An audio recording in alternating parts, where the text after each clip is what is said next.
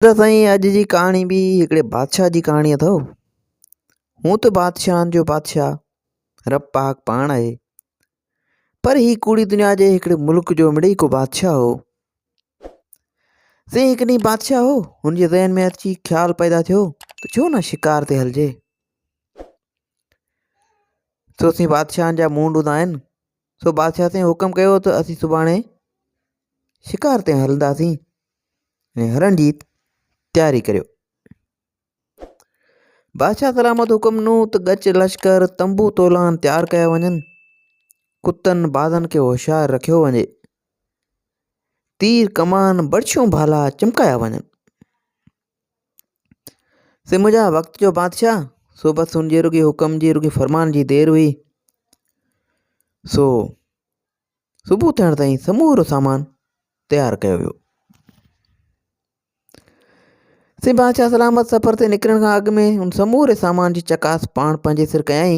बद में सभिनी खे हिदायत कयाई त सभु को पंहिंजे पंहिंजे मुंहुं वठी शिकार ते रवानो थींदो ऐं पोइ जंहिंजे अॻियां जेको बि जानवर निकिरंदो सो ई उनखे शिकार कंदो। से अहिड़ो हुकुम करे लश्कर वठी उथी हलियो। कुझु वक़्त जे पंध खां पोइ कुदरत सां ख़ुदि बादशाह जे साम्हूं हिकिड़ो हरण निकितो। से हरण त निकितो पर जेको छाल ॾेई भॼणु लॻो।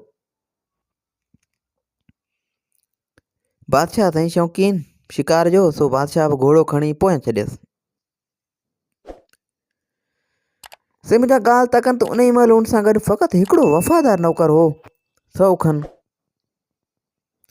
कोह खनि पंधु करण खां पोइ हू हरण जे पोयां डोड़ंदो डोड़ंदो वियो, पर हरण नेठुनि खां गुम थी वियो। से हरण जो डोड़ंदो डोड़ंदो घुत हणी किथे कंहिं पासे निकिरी वियो त बादशाह खे ॾाढो ॾुख ऐं अरमान पहुतो। बादशाह थकिजी बि पियो हो ऐं खेसि बुख बि ॾाढी लॻी हुई। सो से हाणे हरण जी ॻोल्हा में हेॾा होॾा जोतूं ॾिनऊं, पर हरण न मिली, गुम थी वई। पाण थकिजी पियो, तंहिं करे नौकर समेत हिकिड़े वण हेठि अची वेठो। साईं थोरी देरि खां पोइ छा थियो साईं तव्हांखे कहाणी मज़ेदार आहे, ॿुधाईंदासीं। पर हिन खां पहिरीं जेकॾहिं तव्हां चैनल ते नहीं आहियो चैनल खे सब्सक्राइब कंदा ऐं जेकॾहिं फेसबुक पेज ते वीडियो ॾिसो पिया त लाइक कमेंट ऐं शेयर करणु न विसारिजो।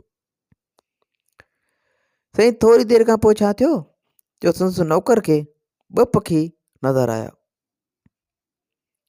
संदसि नौकर देरी न कई, तीर सां ॿई पखी शिकार करे अची बादशाह जे साम्हूं पेश कयई।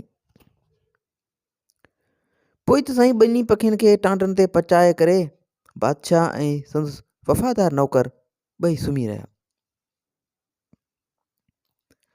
साईं राति जहिड़ी तेड़ी गुज़री, पर बादशाह सुबुह जो जीअं सुजाॻ थियो ऐं नौकर खे उथारियई ऐं चयई त हाणे वञ परियां खे ॻोठड़ी में वञ ऐं कुझु खाधो खाइण लाइ खणी आ, कुझु सीधो सामान वठी अच त नेरनि करियूं। से मुंहिंजा नौकर वीचारो हुकम जो बंदो, सो बादशाह जे अहिड़े हुकम ते नौकर घोड़े ते चढ़ी उलहंदे तरफ़ ॾांहुं रुख कयो। अदासी ॻाल्हि था कनि त थोरो ई पंधु करण खां पोइ खेसि माण्हुनि जो मेड़ ॾिसण में आयो, जेकी शहर जे ॿाहिरां कंहिंजे इंतज़ार में बीठल नज़र अची रहिया हुआ। उन्हनि माण्हुनि जो साईं ओचितो हिन खे ॾिठो ऐं हिन ते नज़र पियनि, सो हिक ॿिए खे मुबारकूं ॾियण लॻा ऐं ठेंग टिपा ॾियण लॻा ऐं वठी ख़ुशियूं ऐं जशन मल्हाइण लॻा।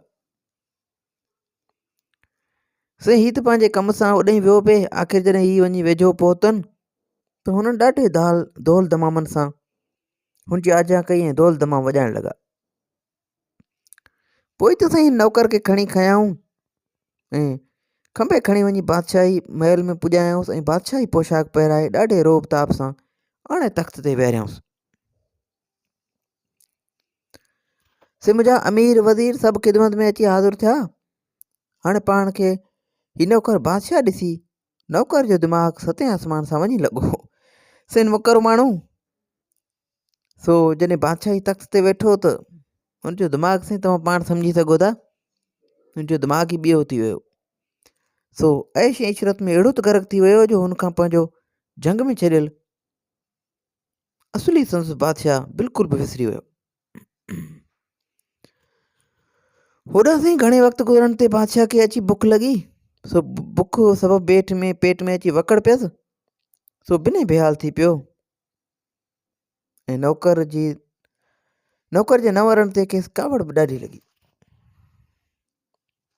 आख़िर जॾहिं अची ॿिपर थिया तॾहिं पाण बि घोड़े ते चढ़ी नौकर जी ॻोल्हा में उन तरफ़ रवानो थियो।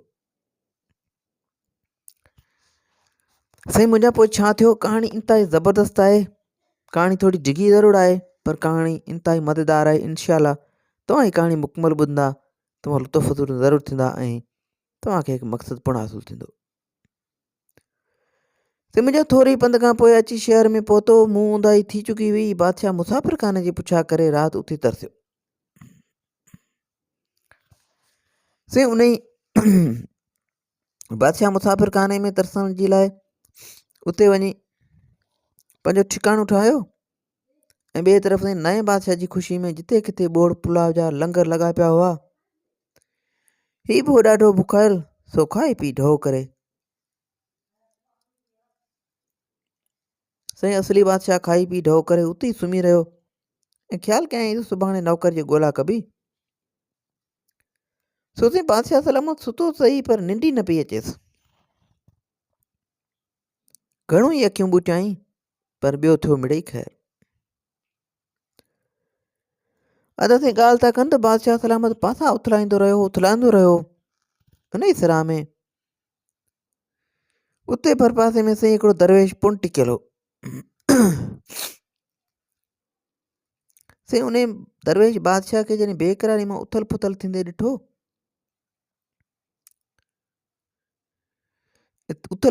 ॾिठो बादशाह जी बेचैनी ठाही। सो खिसकी वेझो थियो ऐं अची पुछाईंसि ते शख़्स तूं केरु आहीं? तोखे निंड छो नथी अचे? उन ई दरवेश बादशाह खां इहो पुछियो। ते मुंहिंजा बादशाह जवाबु ॾिनसि त दादा आउं घणो वक़्तु कचहरी करण जो आदी आहियां तॾहिं निंड नथी अचे। दरवेश चयसि दादा मूं माटे मां त तूं को वॾो घराणे जो थो ॾिसजी। हाणे जे मर्दी हुजे त पाण में वेही ॻाल्हियूं करियूं ऐं वक़्तु गुज़ारियूं छाकाणि जो मूंखे पाण खे बि निंड नथी अचे। बादशाह चयसि त दरवेश घणेई ॻाल्हियूं ॿुधियूं अथमि। साॻियूं ॻाल्हियूं ॿुधी वरी ॿुधण मां कहिड़ो मज़ो ईंदो। हा बाक़ी का नई ॻाल्हि तो वटि आहे ऐं ॿुधाई त ॿेली ॾाढो भलो थींदो मन रूह विंदरी पवे। बादशाह चयसि जेकर इहा ॻाल्हि आहे त ॿेली हाओ मूं वटि नयूं ॻाल्हियूं आहिनि पर उहे ॻाल्हियूं आहिनि क़ीमती साईं से मुफ़्त में आऊं बि कंहिंखे कोन ॿुधाईंदुसि। तॾहिं थी बादशाह चयसि ॿेली दरवेश मुफ़्त में ॿुधण लाइ आऊं बि तयारु कोन आहियां पर तूं अलाइज तूं केतिरो ऐं कहिड़ो जुरो वठंदे मूं वटि रुगो लहलूं आहिनि से जे क़बूल पवनि त हाज़ुर आहिनि। से लहलूं मतिलबु त जीअं पाण वटि अॼुकल्ह रुपया हूंदा आहिनि नोट जीअं 10 रुपए जो हूंदो आहे तीअं कंहिं ज़माने में साईं जवाहरनि हीरनि ऐं लहरनि जा सौदा ऐं वापार थींदा हुआ। सो साईं जेकी वॾी उमिरि जा हूंदा त उन्हनि खे इहा ॻाल्हि ऑलरेडी ख़बर हूंदी। सो पाण हलूं था पंहिंजे किसे ॾांहुं। दरवेश चयसि ॿेली बादशाह पर उनखे दरवेश खे ख़बर कान हुई त कोई बादशाह आहे पर चयाईंसि ए बुज़ुर्ग ए वॾे घराणे जा माण्हू ऐं पंहिंजी हिकिड़ी ॻाल्हि लाइ हिकिड़ो लहल वठंदुसि। ते थी बादशाह खीसे मां हिकिड़ो लहल कढी ॾिनसि ऐं चयसि चङो हाणे ॻाल्हि शुरू कर। साईं पोइ अॻिते छा थियो कहाणी इंतिहाई मज़ेदार आहे मुकमल ज़रूरु ॿुधिजो ॾिसिजो ऐं जेकॾहिं यूट्यूब चैनल ते नवां आहियो त चैनल खे सब्सक्राइब कंदा ऐं हिकु अधु कमेंट करणु न विसारिजो। साईं पोइ बादशाह खे हिकु रुपियो यानी हिकु लाल खीसे मां कढी ॾिनसि ऐं चयसि चङो हाणे ॻाल्हि शुरू कर। साईं पोइ त दरवेश पंहिंजी ॻाल्हि शुरू कई त ए शख़्स साईं जा रंग न्यारा आहिनि। शाह मां गदा ऐं गदा मां शाह करण जी हुन वटि वेरम ई कान्हे। अलाह जी नज़र में भलो उहो आहे जेको परहेज़गार आहे, न त इंसान त सभई किचिड़ा आहिनि। ऐं साईं ॾात न आहे ज़ात ते का बि ॾात न आहे, जो वहे सो लहे। सियाणनि जो कौल आहे त ज़माने जी गर्दिश में ॾिसिजे त को खादिम मां मखदूम थी वियो आहे त उन ते हसद न कजे, पर पाण अॻिते वधी उनजो इस्तक़बाल कजे। दरवेश साईं ईअं चई खणी चुप थी वियो। बादशाह पुछियो त पोइ भला? दरवेश जवाबु ॾिनसि त साईं, हिकिड़े लाल जी ॻाल्हि ॿुधायुमि, सो तव्हांजा पैसा ख़तमु थी विया आहिनि। जेकॾहिं ॿियो लाल ॾियो त अॻिते ॻाल्हि खे हलाइजे। से बादशाह खणी ॿियो लाल खणी ॾिनसि। दरवेश वरी शुरू थी वियो। ए मखलूक, अला बेनियाज़ बादशाह आहे, थोरी ते परचे घणी ते रुसे।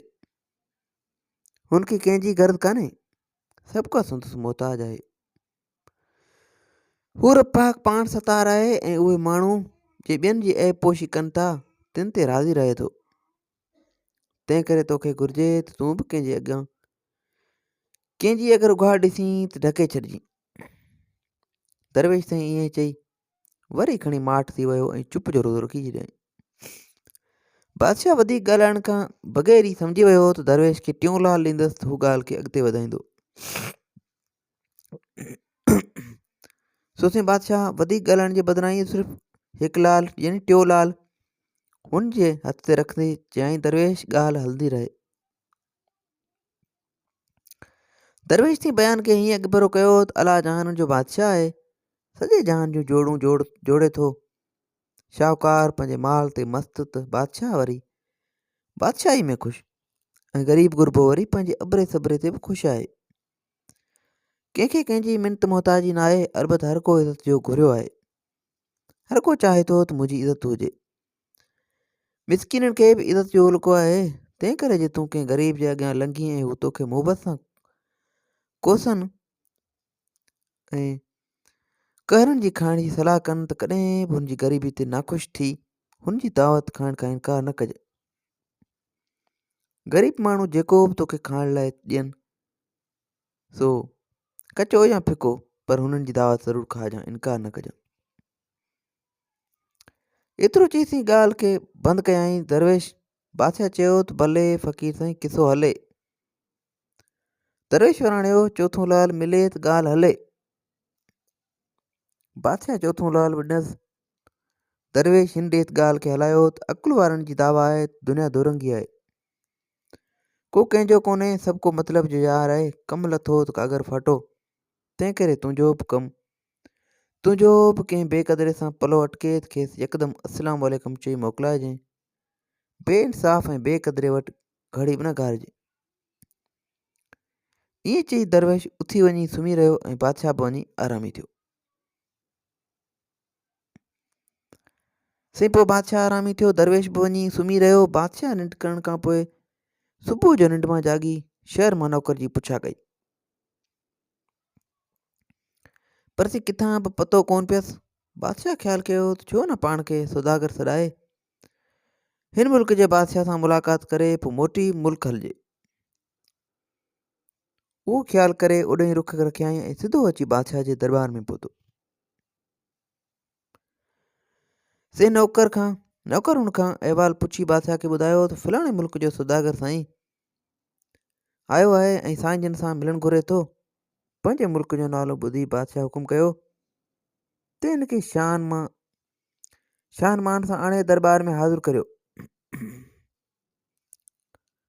बादशाह साईं जॾहिं दरबार में कदम रखियो त छा ॾिसे त संदसि झूनो ख़ादिम बादशाही तख़्त ते ताज पहिरे वॾी भभकी ऐं तजमुल सां हाकिम बणियो वेठो आहे।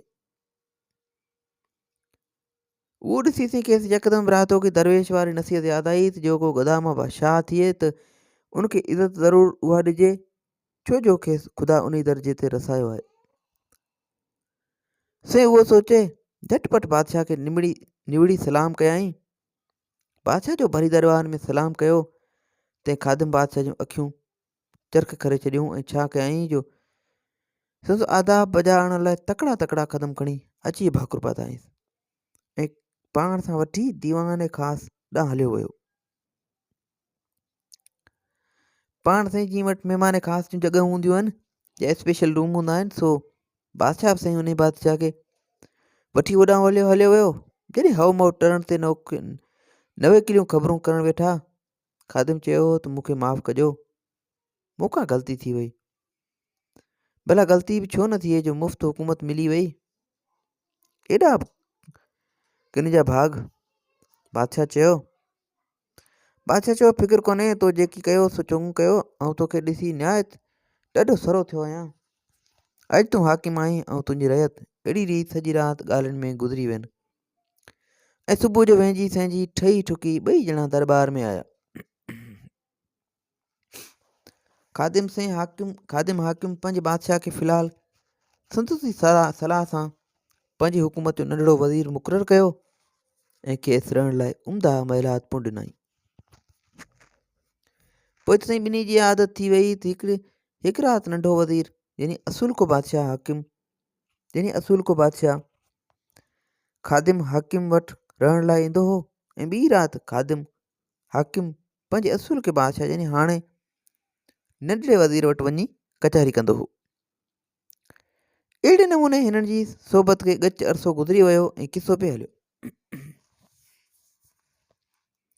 से किसो कुता हिकिड़ी राति थियो ईअं अहिड़ो इतफ़ाक़ जो हिकिड़ी राति नंढो वज़ीर हाकिम खे पंहिंजी जाइ ते उमाणण पियो वियो। शेमादान संदसि हथ में हो। उन ई रोशनी में हू छा थो ॾिसे त हिकिड़ी ज़ाइफ़ा ऐं मर्द हरम सवाइ जे अङण में बिने बेख़बर थी हिक ॿिए खे भाकुर पिया वेठा आहिनि। हिकिड़ी ज़ाइफ़ा ऐं मर्द साईं हरम सराय जे अङण में बिने बेख़बर थी हिक ॿिए खे भाकुर पाए वेठा आहिनि। नंढे वज़ीर खे हिकदमि ख़्यालु आयो त दरवेश हिदायत कई हुई त कंहिंजी ओघड़ ॾिसी त ढकिजांइ। हेड़ी का ओघड़ ॿी उहो वीचार करे बहानो बनाए थाॿड़ जी फर्श ते किरी पियो। उदाई बाट थी वई ऐं होॾां हुन जोड़ी खे बि हीअ हाल ॾिसी भॼी वञण जो मौक़ो मिली वियो ऐं इन समूरी हाल हक़ीक़त जो बादशाह खे को समा न रहियो। आख़िर उन राति वारे मामले वञी रंग लाथो। वॾे वज़ीर जी धीउ जा चौकीदार सां बीठल हुई, सो अहिड़ी तरह पाण खे ओचितो पकड़जी पियल ॾिसी रही न सघी ऐं सुबुह थियण खां अॻु ई हिकु सांग सिटे रोअण लॻी।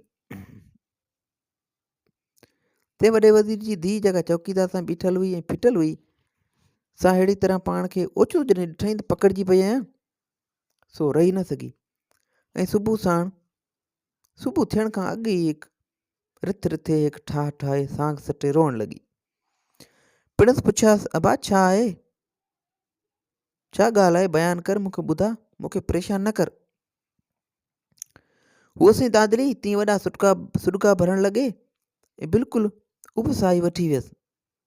तंहिंखां पोइ पीउ खे ॿुधायईं त मूं शाम जो दरी मां मुंहुं कढी दिलि विंदरण लाइ चौधारी सावक सब्ज़ी ते ॾिठी त ओचितो मुंहिंजी नज़र थामी महिला जी दरी ते पई। ॾिसां त बादशाह जो नंढो वज़ीर मूंखे इशारा पियो करे ऐं पाण अचण लाइ मिनतूं कंदे हथ पियो ॿियोड़े। उहो हाल ॾिसी मूंखे मुंहिंजी गैरत अहिड़ो त मजबूर कयो जो पहिरियां चयुमि त अहिड़ी जीअण खां मरण बहितर आहे, खणी तरार पाण खे ख़तमु करे छॾियां। पर पोइ सिबिर खां कमु वठी खणी माठ कयुमि। बसि इहा घड़ी ऐं उहो वक़्तु आउं बिल्कुलु बेचैन थी पई आहियां त कीअं बि करे उन वज़ीर खां हिन बदमाशी जो बदिलो वठिजे। हीअ हक़ीक़त तव्हांखे ॿुधाए आदी थी करियां त छा पंहिंजी बादशाह अहिड़ा बदमाश ऐं लफंगा माण्हू वज़ीर बनाया आहिनि जो असांजी असमत में अखियूं विझंदे खेनि को बि हया या अदब कोन थो थिए। ते मुंहिंजा इहा ॻाल्हि ॿुधी वॾे वज़ीर जे कावड़ जी हद न रही। धीउ खे चवणु लॻो त उन ई बेहया खे हुकूमत ॾेई असां पंहिंजूं लॼूं लुटाईंदासीं छा? बसि या नंढो वज़ीर हूंदो या आऊं। से मुंहिंजा ईअं चई सिधो दरबार में आयो। बादशाह त बादशाह हूंदा आहिनि, तो हर ॻाल्हि खे सम्झी वेंदा आहिनि। बादशाह ने वज़ीर खे बदिल ॾिसी पुछियो, ते वज़ीर नेक तदबीर तोखे ॻणती कहिड़ी आहे जो तुंहिंजो हाल बदिल नज़र पियो अचे ऐं तुंहिंजो चेहरे जो रंग बि बदिलियल आहे। से वज़ीर चयो, तिबाने के इंतज़ार आहे, खिलवत में कुझु अर्ज़ु करणु घुरां थो। महिरबानी करे मुंहिंजी हक़ीक़त खां आगाह थियणु फरमायो।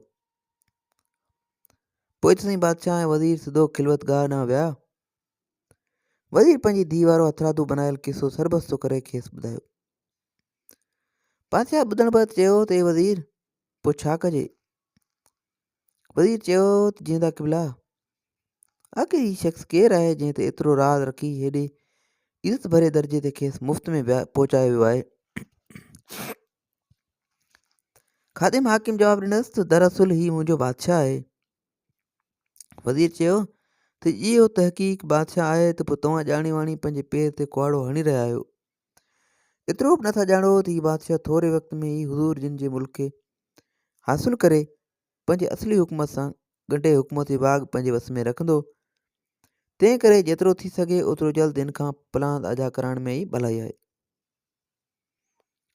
बादशाह साईं वज़ीर जी उहा ॻाल्हि यानी उहा गुफ़्तगू ॿुधी सुन थी वियो ऐं खेसि चयईं त पोइ का अहिड़ी खेॾ कर जो नांग बि मरे ऐं लीकियो बि न ढहे। नांग बि मरे ऐं लठ बि बचे थी, पाण वटि ईअं चवंदा आहिनि। तो साईं चई अहिड़ो को ढंग ठाह जो नांग बि मरे ऐं लीको बि न ढहे। से मुंहिंजा वज़ीर चयसि, साईं तव्हां छुटा आहियो, ऐं सॼो इंतज़ाम पाणे थो करियां। तव्हीं फ़क़ति उन ई वज़ीर खे एतिरो सो हुकुम ॾियो त सुभाणे सुबुह जो सवेर शाही कोस घर में वञी कासाइनि खे हिदायत करे त बादशाह जे खाइण जो गोश्त सुठो नथो मिले, तंहिं करे नज़रदारी ऐं चकास बि करे ऐं उहो बि ॾसे त अहिड़ी कोताही कंहिंजी आहे। बादशाह खे उहा ॻाल्हि चई वॾे वज़ीर इजाज़त वठण में भलाई सम्झी ऐं वॾे वज़ीर इजाज़त वरिती ऐं वञण शर्त कासाइन जे जमादार खे घुराए खेसि ताक़ीद करे चयईं त बादशाह सलामत जो फरमान आहे त कोस घर में सुभाणे सुबुह जो जेको पहिरियों माण्हू को सरकारी हुकुम ॿुधाइणु अचे तंहिंखे हिकदमि क़तल करे छॾिजे ऐं संदसि ढाकू में विझी सील करे मज़बूत रखिजे ऐं जॾहिं ॿियो माण्हू अची पहुचे तॾहिं खेसि उहो ढाकू ॾेई बादशाह सलामत जे हुज़ूर में वापसि रवानो कजे। पर उहो सभु कुझु अहिड़े नमूने सां सरअंजाम ॾिनो वञे जो का वेरमी न लॻे जीअं त हीउ को कमु निहायती जुरत जो आहे। तंहिं करे कंहिं तमामु हठीले मुड़ुस खे अॼु ई हिन कम ते मुक़ररु करे ताक़ीद करे छॾिजे। से जमादार वॾे वज़ीर जो उहो हुकुम ॿुधी मोटी आयो। 2 पहलवान कासाई हुन इन ई कम लाइ मुक़ररु करे छॾिया ऐं कंहिं समूरी ॻाल्हि पिणु सम्झाए छॾियईं ऐं हू सुबुह जो इंतज़ारु करणु लॻा। से अञा सिॼ उभरण में ई घणी देरि हुई त वॾे वज़ीर नंढे वज़ीर खे बादशाह ॾांहुं मोकिलियो। जंहिं वॾे वज़ीर वारा सेखारियल लफ़्ज़ खेसि चया। नंढो वज़ीर साईं हुकुम जी पैरवी करण लाइ घोड़े ते चढ़ी कोस घर ॾांहुं रवानो थियो। से ख़ुदा जी कुदरत अहिड़ी जो उन ई ॾींहुं रस्ते ते का शादी हुई। घोट जो सरगस में निकिरी रहियो हो त हीउ बि अची उतां लंघाउ थियो। घोट जो पीउ हीउ सुठो साउंड सम्झी ॾाढो ख़ुशि थियो ऐं वज़ीर साहिब खे मिनत कयई त भलाई करे पंहिंजा नेक ऐं कुर्बाइदा क़दम असां ग़रीबनि जी झूपड़ी तां घुमायो ऐं हिन खाण घर खे शर्फ़ ॾियो। वज़ीर साईं पहिरियां त उनजी ॻाल्हियुनि ते ध्यानु ई न पियो ॾिनो, पर पोइ दरवेश वारी ॻाल्हि दिलि ते तरी आयसि ऐं घोड़े तां लही पियो ऐं वञी काज वारनि जे कखनि में वेठो ऐं शादी में थान शरीक हाल थियो। हिन किसे में अलबत वज़ीर खे कुझु वक़्तु लॻी वियो। जॾहिं गच महल गुज़री वियो त वॾे वज़ीर खे पक थी त कासाई नंढे वज़ीर जो कमु पूरो करे छॾियो हूंदो। सो तकिड़ो घोड़े ते लांग वाराए कोस घर ॾांहुं भॻो।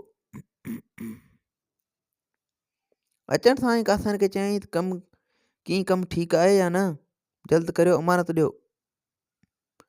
हुननि वणियसि साईं अंदरि हलिया अचो। वॾो वज़ीर जीअं अंदरि गिड़ियो तीअं खेसि चओ खंभो ॿधी अची कातिन थां वरिताऊंसि। बसि पोइ त हुयूं हुन जूं दाऊं ऐं रड़ियूं चवंदा आहिनि अलाह ॾे ऐं बानू सहे। सो वज़ीर साहिब घणो ई पाण पतोड़ियो ऐं हुननि खे सम्झायईं, चयईं त पंहिंजा पंहिंजा उहिदा बयानु कयईं ऐं आख़िर उहो बि चयईं त उहो ॿियो वज़ीर आहे जंहिं लाइ बादशाह सलामत मारण जो हुकुम ॾिनो आहे। पर हू किथे था ॿुधनि जिन खे हुकुम मिली चुको हो त जेको पहिरियों माण्हू अचे तंहिंजो हणी कीमूं करे रखिजो। सो साईं हणी वॾे टुके टुकर करे छॾियऊं। थोरी देरि साईं बाद नंढो वज़ीर बि शादी वारनि खां मोकिलाए कोस गॾु आयो ऐं कासाइन खे गोश्त जूं पारतूं करणु लॻो। कासाइन खेसि सील मोहर थियल गोश्त जो ढाकू बादशाह सलामत खे पहुचाइण लाइ खणी ॾिनो। से उहो खणी पाण दरबार में अची बादशाह जे हुज़ूर में पेश कयईं। बादशाह हिन खे जो जीअरो ॾिठो वाइड़ो थी वियो ऐं यकदमि डाकू जो पुड़ खोले ॾिठाई। ॾिसे त वॾे वज़ीर जी सिसी ढाकू में बंदि ॾिसी बिल्कुलु हैरान थी वियो ऐं नंढे वज़ीर खां अहवालु पुछाईं जंहिं चयो त आउं हुकुम मूजिबि कसाब खाने ॾांहुं वञी रहियो हुअसि त रस्ते ते हिकु ॼण शादी वारनि जी ॾिठुमि जे दावत ॾेई मूंखे पाण सां वठी विया। उतां वांदो थी कासाइन खे जीअं तंबी करण लाइ वियसि त उन्हनि उहो ढाकू ॾिनो जो हुज़ूर में अची पेश कयो अथमि।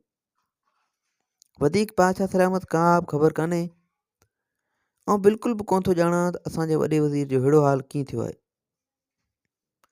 बादशाह जवाबु ॾिनसि त वॾे वज़ीर राति उहा ॻाल्हि कई हुई त तव्हां संदसि जवान धीअ सां महिलात में वेठी का खौंस कई हुई।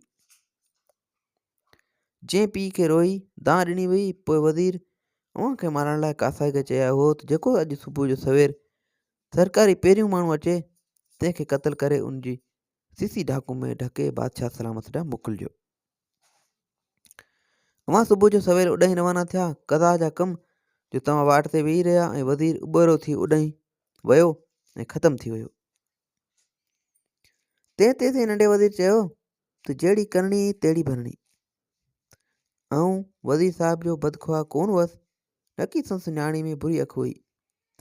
अलबत उन राति जॾहिं आउं शमादान समेत हुज़ूर जिन खे उमाणण पे आयुसि ऐं किरी पियो हुअसि तॾहिं महल जे ऐवान में ॿ माण्हू अहिड़ी तरह बीठा ॾिठमि। मूंखे शक हो इन्हनि में हिकु वॾे वज़ीर जी धीउ हुई सो मूं ॼाणी वाणी शमादान केराए ऊंधाई कई उन ख़्याल खां त मतां अव्हां जी निगाह मथनि पइजी वञे ऐं नाहक मारिजी वञनि। तंहिंजो बदिलो शायदि वज़ीर उहो त ॾिनो पर ख़ुदा हक़ वकील आहे सचनि साणे कूड़नि घाणे पोइ अवल खां आख़िर ताईं मुसाफ़िर खाने में राति जो दरवेश खां ॿुधल क़ीमती ॻाल्हियूं बादशाह खे ॿुधायईं ऐं खेसि ईअं बि चयईं त पछाड़ी वारी नासियत जा दरवेश कई हुई साही हुई त कंहिं बेक़दर बेइंसाफ़ जी यारी तोड़े नौकरी न कजे। सो अव्हां बि उन ई नमूने साबित थिया जो बिना पुछे मूंखे मौत जे मुंहं में ॾेई ते छॾियो पर ख़ुदा खणी बचायो अथमि। बादशाह सलामत अफ़सोस जो तव्हां मूंखां हिन वक़्तु हक़ीक़त ते कुझु पुछण बि मुनासिबु न सॼो। हाणे अव्हां बादशाही खे अव्हां खे निभे हुजे या बादशाही हो अव्हां ऐं असांजी अलावा ई आहे। से मुंहिंजा ईअं चई बादशाह खां जो असुल में संस ग़ुलाम हो हू ख़ानदानी बादशाह मोकिलाए पंहिंजे असुल खे घोड़े ते चढ़ी वठी पंधु पियो ऐं हलंदे हलंदे अची किनि ॾींहंनि जे पंध खां पोइ पंहिंजी बादशाही में पहुतो। हिन मुल्क जे वाघ बादशाह जी गुम थी वञण खां पोइ वक़्त जे वॾे वज़ीर जे हथ में हुई जे बादशाह सलाम खे ज़िंदा ऐं खुरम ॾिसी ख़ुदा जा शुक्राना बजा आंदा ऐं सॼे मुल्क में नए सिर रंग लॻी विया। ग़रीब गुरबे ऐं फ़क़ीर फुकरा लाइ ख़ज़ाने जा दरवाज़ा खोले छॾियईं। को वक़्तु मुल्क में ख़ुशियुनि जी धूम लॻी वई। सिम जा ॻाल्हि था कनि त बादशाह पंहिंजी राणियुनि ऐं औलाद सां बि मिलियो ऐं ॾाढो सभु ख़ुशि थिया। से मुंहिंजा जहिड़ी तरह इन विछड़ियल बादशाह ऐं संस वग़ैरह जो मेलो थियो तहिड़ी तरह शाल जगजहान जो थिए ऐं उमेदु आहे हीअ कहाणी तव्हांखे पसंदि आई हूंदी। हिन क़िस्म जूं वधीक कहाणियूं किसा ॿुधण जे लाइ असांजे यूट्यूब चैनल खे सब्सक्राइब कंदा ऐं असांजे फेसबुक पेज खे फॉलो कंदा। दुआनि में यादि रखिजो। अल्लाह हाफ़िज़।